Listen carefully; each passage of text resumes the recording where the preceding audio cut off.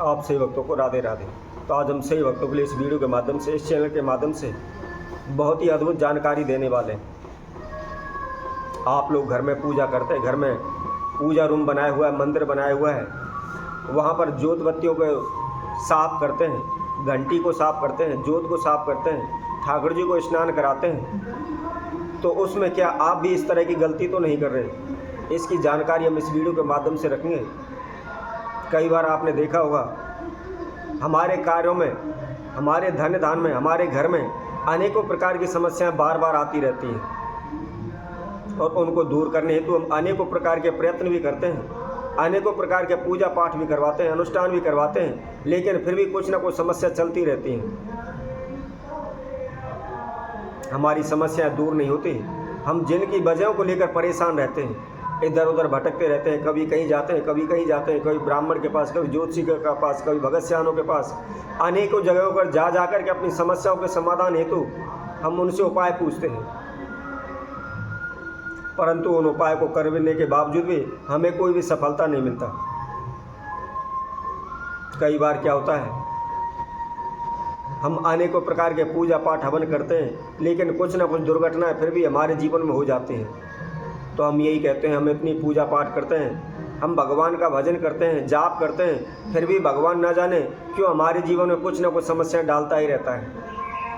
कभी भी हमें सुख नहीं मिलता, हमेशा हानि नुकसान हमारे ही जीवन में क्यों आते हैं? हमने कभी भी सुख का मुख नहीं देखा।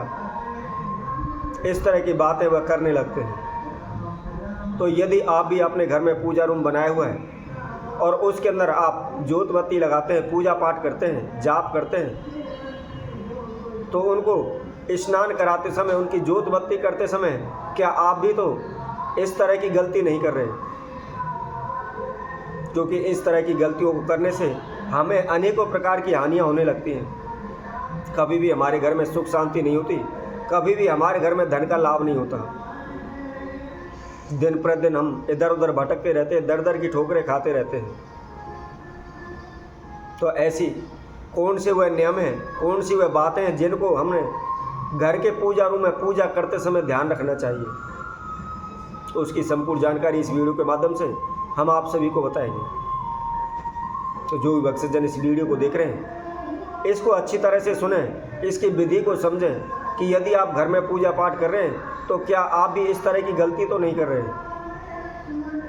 क्योंकि कोई भी व्यक्ति इस प्रकार की गलतियां करता है तो कभी भी उसकी पूजा सफल नहीं होती।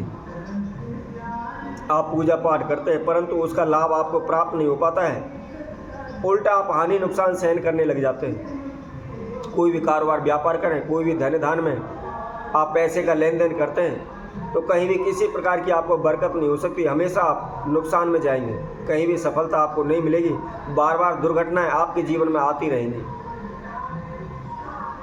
तो आइए उस विधि को हम आपको बताते हैं, उन नियमों को आप बताते हैं कि कौन सी जो गलती हैं कि उनको करने से हमें हानि नुकसान होते हैं। सर्वप्रथम घर के अंदर जब भी आप स्नान कराते हैं, बहुत लोग अपने घर में गोपाल जी रखते हैं, ठाकुर जी को रखते हैं, उसको स्नान कराते हैं, तस्वीर रखें, मूर्ति रखते हैं, उनको स्नान कराते हैं। तो हमेशा ध्यान रखें, जिस जल के द्वारा आप उसको स्नान करा रहे हैं तो उस मूर्ति को आप अंगूठे से ना रगड़ें। कई बार क्या होता है, ठाकुर जी को स्नान कराते समय, गोपाल जी को स्नान कराते समय उस जल के द्वारा हम अंगूठे से उसको रगड़ रगड़ कर साफ करते हैं, धोते हैं। तो ऐसा करने से कभी भी उस मूर्ति के अंदर प्राण शक्ति उत्पन्न नहीं होती है। उनको स्नान कराने से, उनकी पूजा कराने से उल्टा हमें हानि होती है, लाभ नहीं हो पाता। इसलिए हमेशा ध्यान रखें, आप तस्वीर को स्नान कराते हैं या ठाकुर जी को स्नान कराते हैं, ये किसी प्रकार की कोई मूर्ति आप उसको स्नान कराते हैं तो कभी भी अंगूठे से उसको रगड़ कर नहीं धोना चाहिए। यदि आप भी इस तरह की गलती कर रहे हैं तो आप सावधान हो जाएं, इस गलती को आप ना करें। ऐसा करने से हमारे घर में उच्चाटन रहती है, तनाव रहता है, कभी भी शांति नहीं रहती। इसी तरह हम जोत लगाते हैं और जोत कई जगहों पर तो मैंने भी देखा है कि वह पूरी काली पड़ी होती है, उसको साफ नहीं करते।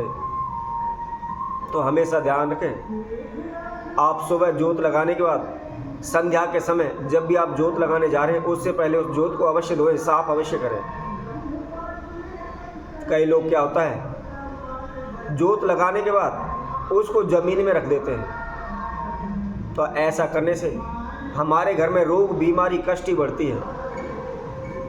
कभी भी ज़मीन के ऊपर दीपक नहीं रखना चाहिए। हमेशा आप मंदिर में प्लेट रखें या कोई भी बर्तन रखें और जोत उस बर्तन के ऊपर रखें। इसी तरह आप जब भी घर के अंदर जोत बत्ती लगाते हैं, आप मंदिर में आप घंटी रखते हैं, जोत बत्ती करते समय आप घंटी बजाते हैं, तो बजाने के बाद आपको ये नहीं पता उसको किस दिशा में रखना है, कैसे रखना है, उल्टी सीधी जैसी भी लगी वही रख देते हैं। तो ऐसा करने से हमेशा हमारे धन धान की बरकत रुक जाती है। जोत बत्ती करने के बाद, घंटी बजाने के बाद हमेशा उसको शुभ स्थान पर रखना चाहिए। और मंदिर के अंदर घंटी का शुभ स्थान जहाँ भी हम दीपक जलाते हैं उसके लेफ्ट साइड यानी उल्टे हाथ की तरफ, बाईं तरफ होना चाहिए। आप जब कभी भी मंदिर के अंदर घंटी रखते हैं तो हमेशा ध्यान रखें बाईं तरफ उस घंटी को रखें। ऐसा करने से कभी भी हमारे धन में हानि नहीं हो सकती, कभी भी हमारे कारोबार व्यापार में हानि नहीं हो सकती। यदि आप उल्टी दिशा में रखते हैं तो निश्चित ही आप कर्जे में डूब जाएंगे, आपके बार बार धन की हानि होगी, बार बार कारोबार व्यापार में हानि होगी। यदि आप ध्यान रखें, सर्वप्रथम अंगूठे से मूर्तियों को स्नान ना कराएं, रगड़े नहीं। नंबर 2, कभी भी जोत को आप ज़मीन पर ना रखें, हमेशा बर्तन में, किसी थाली में, प्लेट में उसको रखें।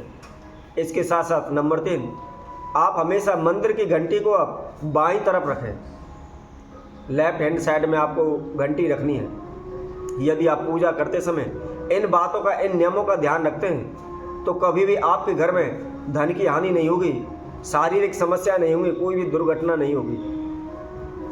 यदि आप इस तरह की कोई सी भी गलती कर रहे हैं तो आप भारी नुकसान उठा रहे हैं, भारी नुकसान, भारी समस्याओं में आप फंस सकते हैं। इसलिए हमेशा ध्यान रखें, पूजा पाठ करते समय, घर में, मंदिर में आप जाप करते समय इन नियमों का आप विशेष ध्यान रखें। इसके साथ साथ जब भी आप पूजन करने जा रहे हैं, जब भी पूजा करते हैं, जाप करते हैं, मंत्रों का उच्चारण करते हैं तो हमेशा ध्यान रखें ज़मीन पर ना बैठें, आसन बिछाकर बैठें।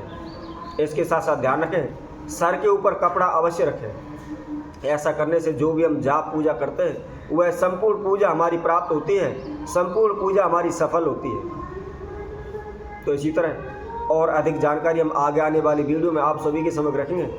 तब तक के लिए सभी भक्तों को राधे राधे।